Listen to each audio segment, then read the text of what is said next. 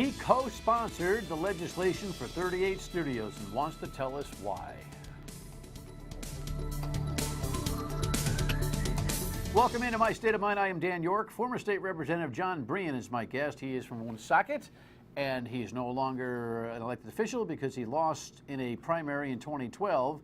And 38 Studios was kind of shoved down his electoral throat. He wants to talk about why he was a co-sponsor of the loan guarantee bill that provided you 38 Studios, that disaster, and what he's learned from it, and a couple of things I think are interesting about the non-investigation here, if that makes any sense. But we got a lot to do, so let's go to the rundown because we got politics to cover. Really good production last night on Channel 12 for the Democratic gubernatorial debate. I've got copious highlights here and some thoughts, of course. We got a funny little, from Jess's Corner, an elder battle that she perceived and noticed, and I wanted this is all part of the GOP conflict that's going on for the governor's race. Yeah, a real, I can't use my jersey here, but chain pulling exercise. How's that? At House Finance at the State House last night, and I'll explain to you what's going to happen and what should happen, in my humble opinion. What else do we have for you this evening? Well, that's what the Defense Secretary says when it comes to getting Sergeant Bergdahl. This is tough journalism here. Really? This is a story? I'm not so sure. And, well, you know, I don't know, that's oh boy. I think it could be golf season for hockey players very soon. All right, let's go. Let's do it. Let's go. Let's do it. Let's do it. Let's do it. Debate highlights. So at the PPAC last night, the first of two gubernatorial debates, at least in this early season, produced by Eyewitness News, Tim White, Ted Nesi, Ed Fitzpatrick of the Providence Journal, and of course the entire crew. I thought it was really well done. And if I didn't, I'd tell you. They didn't get after each other very much, but you got a little sense of who these candidates are, and frankly, what they're not bringing to the table, in my humble judgment. While they looked nice, my executive summary, by the way, is the guy on the left there, Clay Pell, had the most ground needed to gain, and he did. He was semi-lucid through the entire thing and was well practiced. And I think more or less has shown everybody what he kind of really stands for. Let's go through a couple of highlights. Here's some of what Clay Pell had to say as he stuck his neck 11 feet out on the 10-foot board of liberalism.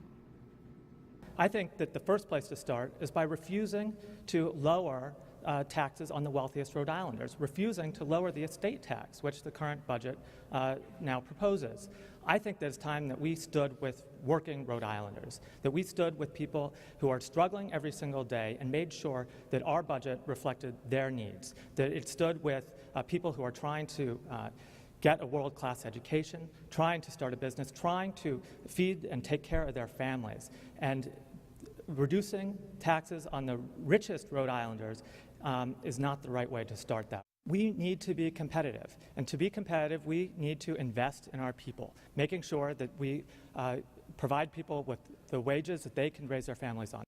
All right, listen, this whole notion that we're going to raise families on minimum wage is this liberal pablum that seems to be popular in America today, and it certainly is popular with Clay Pell. This whole notion that the estate tax, having the ceiling raised on the estate tax from $900,000 and change to $1.5 million is just a rich person's program is ridiculous. There are a lot of hardworking middle-class people who've earned equity in their homes over the years, put pension money away, investment money away, who when they get to $900,000 and change get taxed not only on a little bit of it, on the whole bunch of it. This is a good change in the legislature, and it's not a rich person's program.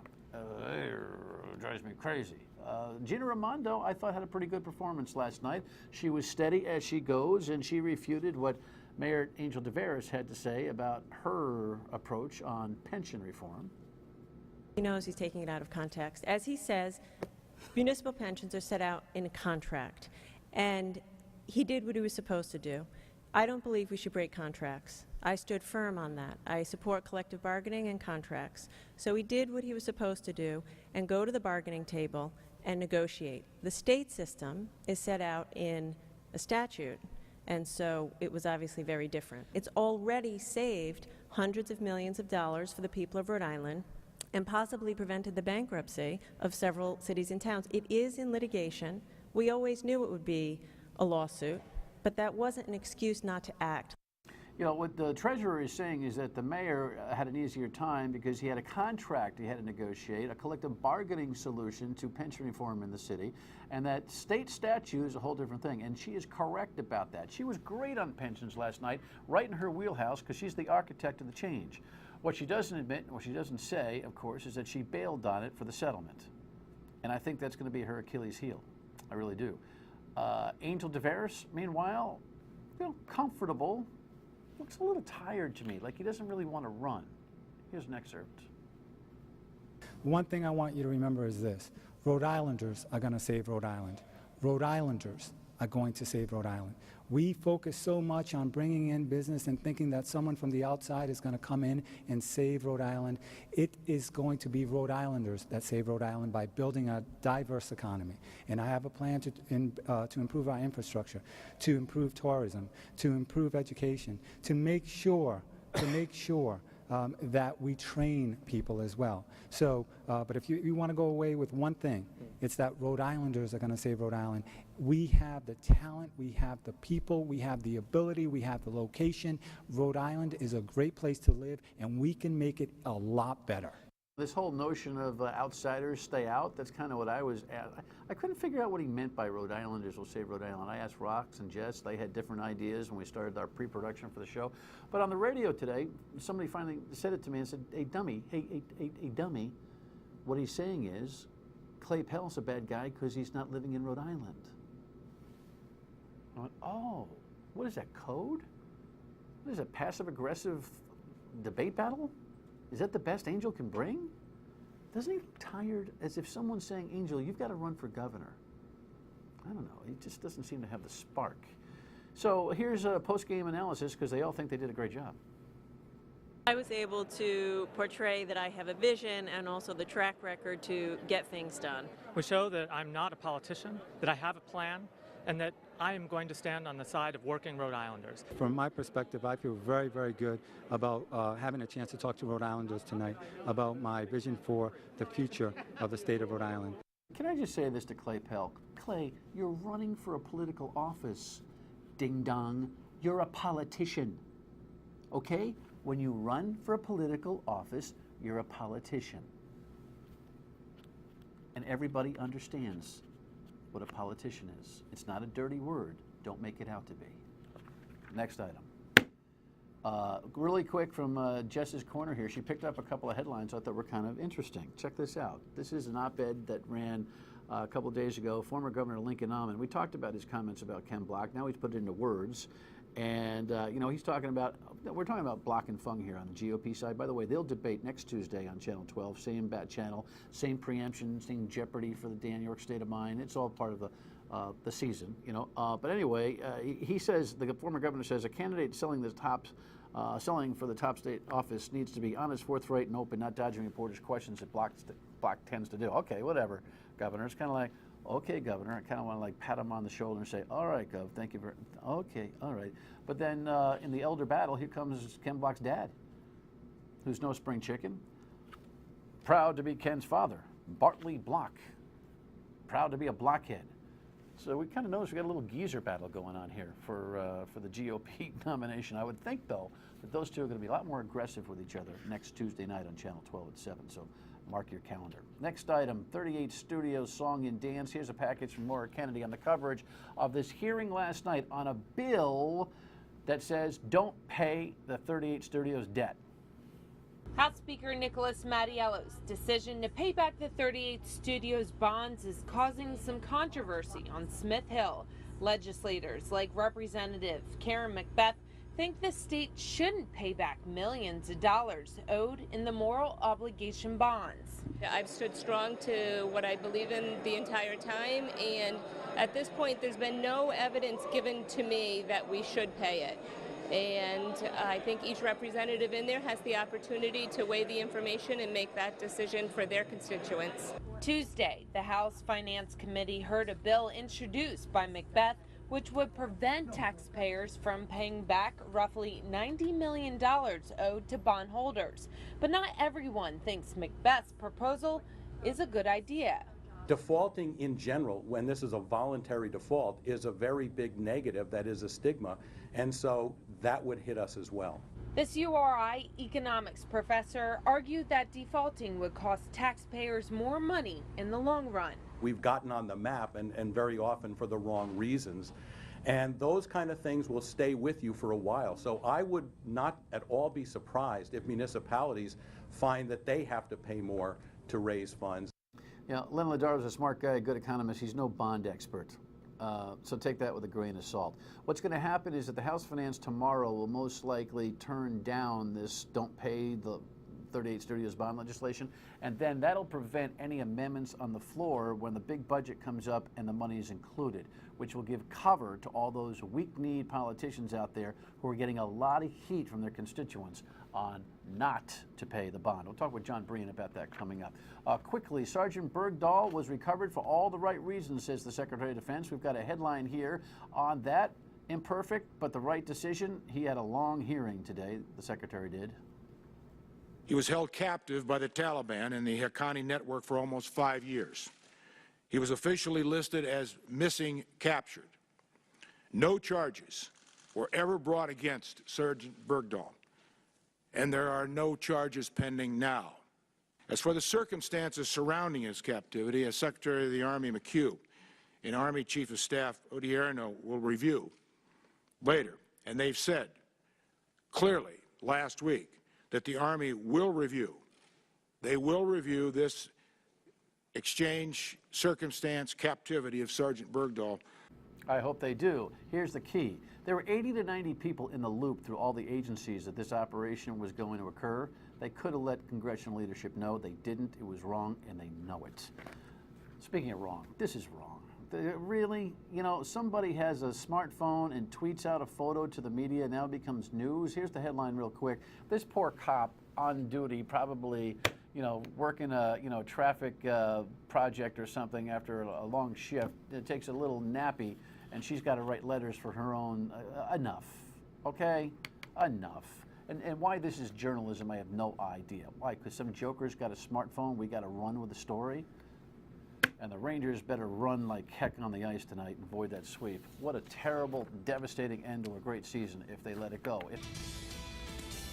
This headline caught my eye, and then it caught my ear on the radio a couple of days ago. Check this out. This was the ex-lawmaker says, I felt like the perfect foil in a doomed deal. State Representative Jon Brien, former from Woonsocket, actually is the third name on the loan guarantee legislation that brought us 38 Studios. That's true. Hi, Dan. How are you? I'm doing great. Good to have you. Good. Thanks for being here. I can't believe you did it. I just want to choke you. You say you didn't know what was up. No. You didn't know what you were voting on when the you didn't know what you were signing. You didn't know what you were voting on. That's your story. Well, let me just back that up for a second.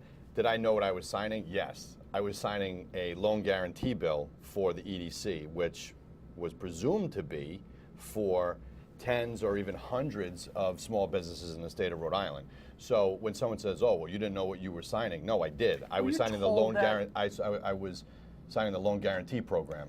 Clearly, Steve Constantino, one of the only two guys I can figure, he and the speaker knew what was really in the hopper, the 38 Studios deal, and it was all camouflage for that. Did they ever tell you that there would be multiple companies, capped at a specific number in order to be able to get you to sign on to this? No. What I was told was, we know you've been working on EDC legislation for the past few years. We've suddenly decided it's a great idea.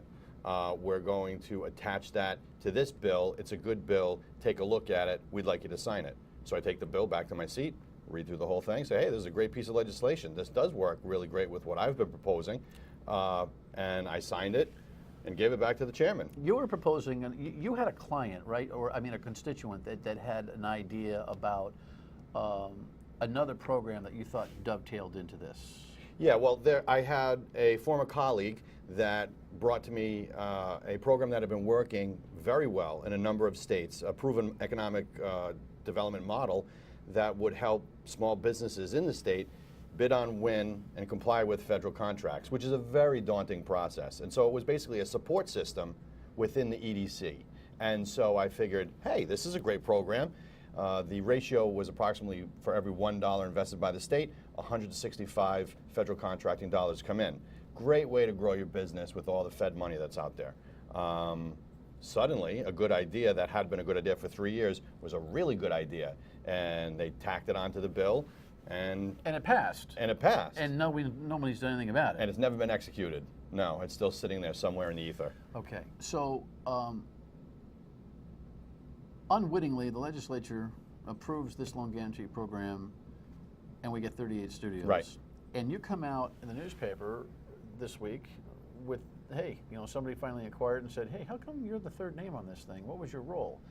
Other than that, that's your whole story. You've got nothing else to say about how this whole thing came together, right? Right. I mean, like I said, I was approached and asked, hey, do you want to sign this? Sure I do, because it seems like a good idea. And the road to hell is paved with good intention. The program as it was devised... I mean, the person who asked it was Steve Constantino, yes. correct? Yes, okay. Yeah. Right. So, as devised and envisioned, I think it was going to be a good program. The problem was, there were two guys in the room who knew that more than half of the money was already earmarked for a deal that it looks like they had been working on for a really long time.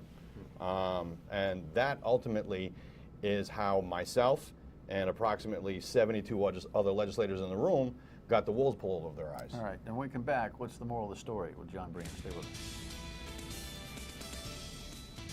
There's the cast of characters involved in 38 Studios. On the left, Michael Corso, the sort of former Speaker Gordon Fox, and the former Speaker Bill Murphy. Murphy on the right is actually legally representing Gordon Fox, who of course is jammed up with raids that we don't know exactly about. And Corso is the guy that's the transactional guy that is also a business partner and friend of the guy in the middle. You got all that? Here's Jon Brien, the former rep from Woonsocket, who, by the way, suffered a blow in your re-election bid last primary season round because the opponents of your the guy who beat you is Representative Casey from Representative Woonsocket. Casey. They more or less made it out to seem like you were one of the trio and were part of the schemers of 38 Studios, right? Because you co-sponsored the bill. Which is amazing because at the time, you look at that cast of characters that you just showed, I mean, I was an outsider, a bomb thrower, I was in Siberia. I mean, I couldn't get a bill passed that said today was a weekday. So, I mean, that's where I was. And so I just got on this bill because it was a good economic development idea. And then in my last election, there was tens of thousands of dollars spent in mailers that basically, when you win the lottery and they give you the big check, they made it seem as though I had written the big check on, drawn on the taxpayers of the state of Rhode Island, made out to Kurt Schilling and said, here, Kurt, let me give you the money. I mean, it was the farthest thing from the truth. I mean, I tried to do the right thing. When I was in the General Assembly, I represented small business, taxpayers, I fought for economic development, things like ed reform. I mean, that was my MO. And never would I have been involved in a deal that was constructed like this, especially as backhanded as it was. And I think that probably the moral for me here, and people say, well, why are you coming forward now? Just because there's so much coming out every single day. I think people deserve the truth. And it's also for... What's the truth? The truth is that 73 people in that room, my former colleagues, were asked to take a vote on something that they had no idea what they were voting on because there was a play on and they didn't know about it. And to me, it seemed like there was a few guys that were looking to make a lot of money on a deal, and they used the General Assembly to get it through. And my bill, which was tacked onto it, now they can say, hey, look, this is a big economic development package. This isn't just loan guarantee. And we have insiders, outsiders. So tell me now that you're out, why the remaining members of the 75, which are probably 2/3, aren't looking for blood with an internal oversight effort in the House that sticks and demands accountability of the body. Forget the civil litigation, forget whatever pending criminal investigation. A self-policing, entomizing, to coin a word, process. Why? Because I think that they are just trying to get through the session, whistle past the graveyard, hope that it just goes away. And I think that, people are representing districts, they need to get their bills passed. They don't want to make too much noise this way here. They can't get their agenda through. That's why what's so funny about this. It's Cowardville there. It's Cowardville. I was truly on the outside, and I was asked to come in on this bill, and I thought for a second, whoa, I'm actually going to get something accomplished this year. Well, hey, we see how that Well, turned out. You get your belly got a little flutter being asked to be part of the team. You kind of got caught up in that whole thing, didn't you? I can't say that I wasn't asked to be a part of the team. I was just asked to get on the bill, and I was pretty surprised by that. Was I excited to think I may actually accomplish something in this session? Not surprised enough to ask some penetrating questions, right? The questions were asked, is this for any one company? The answer was no. It was made to seem When as though it was amendments were attempted to limit the money to $10 million per, those people were walked off the floor. well, as you know, Dan, anything that's not sanctioned by the top is not going to go. And so that's why I was so surprised, having taken shots for an entire session and not having not voted for the speaker that was in control at the time, that his finance chair would ask me to get on a bill. You going to run again? I haven't made that decision. You got like 2 weeks. Well, I'll make that. Look, last weekend I was on Narragansett Beach with my girls, had a great time, and I really did think to myself, is this what I want to give up? So, but I love Woonsocket. I still live in my district. Taxpayers need representation. Small business needs representation. I don't see a whole lot of that right now. Feels like a run. It feels like I got some time to figure it out. Well, let me know. We're here, weeknight, 7:30. Your state of mind when we come back. Your state of mind, call me, email me, Facebook post to me. Here's a Facebook post about this guy. Remember, he got a little upset about his horse losing in the final leg of the Triple Crown? Well, Lenora says, for some people who think they can say whatever they want and then apologize and everything's fine, well, it isn't. Sorry is only a word. Isn't that a song? Sorry is a whatever. I'll see you tomorrow night, 7:30.